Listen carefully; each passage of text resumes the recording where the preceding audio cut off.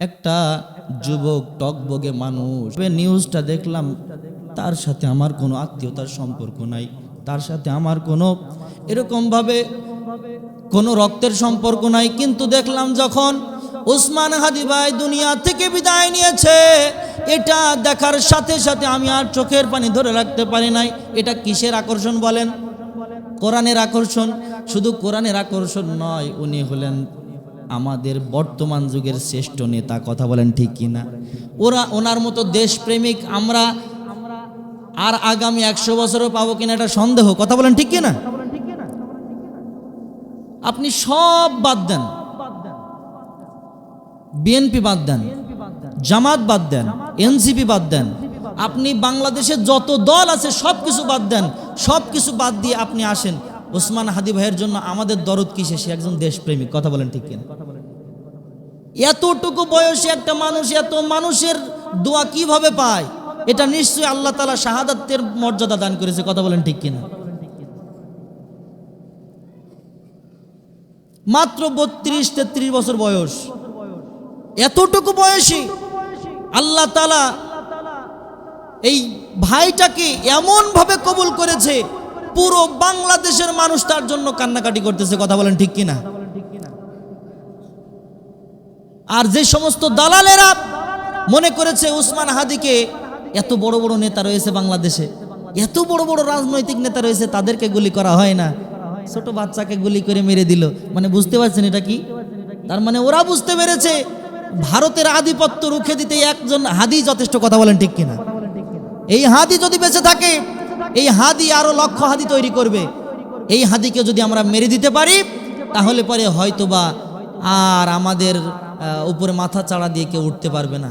আসলে ভারতে বসে দাদা বাবুদের চক্রান্তে যতই বাংলাদেশের উপরে তোমরা এক হাদিকে দমন করে, এক হাদির কণ্ঠ স্তব্ধ করে তোমরা যদি মনে করতে পারো যে বাংলাদেশের মানুষ তোমাদের আধিপত্যকে মেনে নিবে, তোমাদের রাজত্বকে মেনে নিবে, এটা তোমাদের ভুল ধারণা।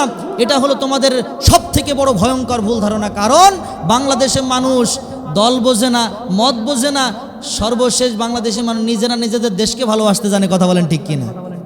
আজকে ওসমান হাদিকে মেরে দিয়ে তোমরা মনে করতেছো যে শেষ, সব শেষ, কিন্তু খেলা তো কেবল শুরু। ওসমান হাদি দুনিয়া থেকে বিদায় নিয়ে চলে গেল, তার আশা ছিল সে যেন প্রথম সারি থেকে অন্যায়ের বিরুদ্ধে লড়াই করে যেন তার মৃত্যুটা হয়, এই আশা তিনি ব্যক্ত করেছে। কথা বলেন ঠিক কিনা? আল্লাহ তাআলা তাকে শাহাদাতের মর্যাদা দান করেছে। আল্লাহ তাআলা তাকে যেন শহীদ হিসেবে কবুল করেন। সকলে বলি আল্লাহুম্মা আমিন। তার মৃত্যুর যে আশা ছিল, তার মৃত্যুর যে ইচ্ছা ছিল, 2 দিন আগে ইন্টারভিউতে যা যা বলেছে আল্লাহ তাআলা একেবারে হুবহুব সেভাবে কবুল করেছেন। এটা আল্লাহ তাআলা কবুল না করলে সম্ভব না। কথা বলেন ঠিক কিনা? প্রত্যেকটা মানুষের হৃদয়ে এক হাদিকে তোমরা দুনিয়া থেকে বিদায় করে মনে করলে হয়তো আর কেউ মাথা চাড়ে দিয়ে উঠবে না। মনে রেখো, চিন্তা করো, আগামী দিন আসতেছে, আগামী দিন এমন হবে এক হাদি দুনিয়া থেকে বিদায় নিয়ে চলে গেছে, প্রত্যেকটা ঘরে যখন ছোট্ট ছোট্ট শিশু জন্ম নেবে, প্রত্যেকটা ঘরে ছোট ছোট বাচ্চা জন্ম নেবে, প্রত্যেকের ভিতরে এক একটা হাদি থাকবে। কথা বলেন ঠিক কিনা? আল্লাহ আমাদের সকলকে কবুল করুন। সকলে বলি আল্লাহুম্মা আমিন। আমরা সকলে মিলে আমার এই কলিজার টুকরা ভাইয়ের জন্য, দিনী ভাইয়ের জন্য আমরা দোয়া করবো, রাজি ইনশাআল্লাহ? আমরা সকলেই মন খুলে, প্রাণ খুলে আমরা আমার এই ভাইটার জন্য দোয়া করব।